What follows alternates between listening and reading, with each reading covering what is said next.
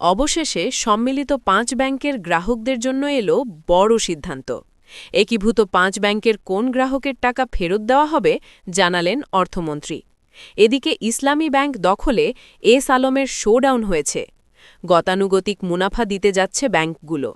S আলমের অনুসারীদের শোডাউনের পর একই স্থানে পাল্টা কর্মসূচি পালন করেছেন ইসলামী ব্যাংক গ্রাহক সমন্বয় পরিষদের ব্যানারে ভুক্তভোগী আমানতকারীরা। সরকারের পক্ষ থেকে দ্বিতীয় কিস্তিতে পুরো টাকা ফেরত এবং হেয়ার কাট নিয়ে আসছে ব্যাপক সুখবর। কিন্তু প্রশ্ন হচ্ছে, কবে থেকে কার্যকর হবে? কারা এই সুবিধা পাবেন? সাধারণ গ্রাহকরা কি সত্যিই লাভবান হবেন? আর ভিডিওর একদম শেষে আমি আপনাদের এমন কিছু গোপন ও গুরুত্বপূর্ণ তথ্য জানাবো যা আপনি আগে কখনো কল্পনাও করেননি। আজকের ভিডিওটি তৈরি করা হয়েছে বিভিন্ন নির্ভরযোগ্য সংবাদ মাধ্যমের তথ্যের ভিত্তিতে, বিশেষ করে আমার দেশ এবং দৈনিক ইত্তেফাক পত্রিকার সাম্প্রতিক প্রতিবেদন থেকে। বাংলাদেশের ব্যাংকিং খাত বর্তমানে এক অদ্ভুত টানাপোড়েনের মধ্য দিয়ে যাচ্ছে। একদিকে সরকার চেষ্টা করছে দুর্বল ব্যাংকগুলোকে একীভূত করে স্থিতিশীলতা ফিরিয়ে আনতে, অন্যদিকে মাঠে নেমেছে বিভিন্ন স্বার্থগোষ্ঠী যারা আবার আগের অবস্থানে ফিরে যেতে চায়। সম্প্রতি রাজধানী মতিঝিলে যা ঘটেছে তা অনেকটাই সেই সংঘাতের বহিঃপ্রকাশ। ইসলামী ব্যাংকের সামনে হঠাৎ করেই দেখা যায় বড় ধরনের শোডাউন। এই কর্মসূচিতে অংশ নেয় একদল মানুষ যাদের দাবি তাদের চাকরি ফিরিয়ে দিতে হবে, আগের মালিকানায় ব্যাংক ফিরিয়ে দিতে হবে। তাদের অভিযোগ, রাজনৈতিক পরিবর্তনের পর তারা অন্যায়ভাবে চাকরি হারিয়েছে। কিন্তু এখানেই গল্প শেষ নয়। এই শোডাউনের পরপরই একই স্থানে আরেকটি কর্মসূচি পালন করেন সাধারণ গ্রাহকরা। তাদের বক্তব্য ছিল সম্পূর্ণ বিপরীত। তারা সরাসরি অভিযোগ করেন ব্যাংক লুটপাট হয়েছে, হাজার হাজার কোটি টাকা বিদেশে পাচার হয়েছে, ব্যাংককে পরিকল্পিতভাবে দুর্বল করা হয়েছে। তাদের স্পষ্ট ঘোষণা, আমাদের রক্ত থাকতে কোনো লুটেরা গোষ্ঠীকে আবার ব্যাংকে ফিরতে দেওয়া হবে না।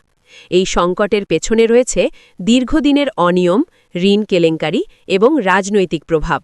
অভিযোগ অনুযায়ী নামে বেনামে বিপুল পরিমাণ ঋণ দেওয়া হয়েছে, অযোগ্য ব্যক্তিদের নিয়োগ দেওয়া হয়েছে, ব্যাংকের নিয়মকানুন উপেক্ষা করা হয়েছে। ফলে কি হয়েছে? ব্যাংকগুলো ধীরে ধীরে তারল্য সংকটে পড়ে গেছে। অর্থাৎ গ্রাহকদের টাকা ফেরত দেওয়ার মতো অবস্থাও অনেক ক্ষেত্রে ছিল না। এই পরিস্থিতি সামাল দিতে সরকার নেয় একটি বড় সিদ্ধান্ত। ৫টি শরিয়া-ভিত্তিক ব্যাংককে একীভূত করে গঠন করা হয় একটি নতুন কাঠামো, সম্মিলিত ইসলামী ব্যাংক। এই পদক্ষেপের লক্ষ্য ছিল গ্রাহকের টাকা সুরক্ষিত রাখা, ব্যাংকের আর্থিক স্থিতিশীলতা ফিরিয়ে আনা, অনিয়ম বন্ধ করা। এখন আসি সবচেয়ে গুরুত্বপূর্ণ অংশে, গ্রাহকের টাকা ফেরত। অর্থমন্ত্রী জানিয়েছেন, প্রত্যেক সাধারণ আমানতকারীকে প্রাথমিকভাবে সর্বোচ্চ ২ লক্ষ টাকা দেওয়া হচ্ছে। বাকি টাকা ধাপে ধাপে ফেরত দেওয়া হবে। এটাই মূলত হেয়ার কাট পদ্ধতির অংশ, মানে একবারে সব টাকা না দিয়ে ধাপে ধাপে ফেরত দেওয়া হবে। এখানে একটি মানবিক দিকও যুক্ত করা হয়েছে। যারা গুরুতর অসুস্থ, যেমন cancer, kidney dialysis, heart operation, তাদের ক্ষেত্রে বিশেষভাবে টাকা ছাড় করা হচ্ছে।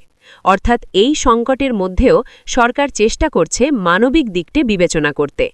যারা আন্দোলন করছেন তাদের দাবি, তারা দীর্ঘদিন চাকরি করেছেন, হঠাৎ করে চাকরি হারিয়েছেন। কিন্তু ব্যাংক কর্তৃপক্ষ বলছে ভিন্ন কথা। তাদের মতে সনদ যাচাই করা হয়েছে, মূল্যায়ন পরীক্ষা নেওয়া হয়েছে, যারা জাল সনদ বা অনিয়মে জড়িত তাদেরই বাদ দেওয়া হয়েছে। অর্থাৎ এটি শুধুমাত্র রাজনৈতিক নয়, প্রশাসনিক পদক্ষেপও ছিল।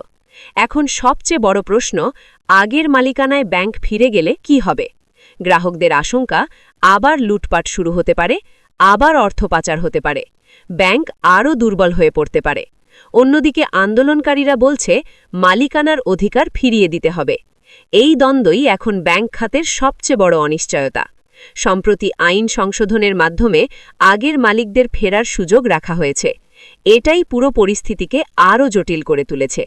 কারণ একদিকে সংস্কার, অন্যদিকে পুরনো শক্তির প্রত্যাবর্তনের চেষ্টা। এখন আসি সেই গুরুত্বপূর্ণ তথ্যের দিকে, যা অনেকেই বুঝতে পারছেন না। ব্যাংক একীভূত করা মানেই সমস্যার সমাধান নয়, এটি শুধুমাত্র সময় কেনার একটি কৌশল। বাস্তবতা হল, বিশাল অঙ্কের খেলাপি ঋণ এখনও রয়ে গেছে।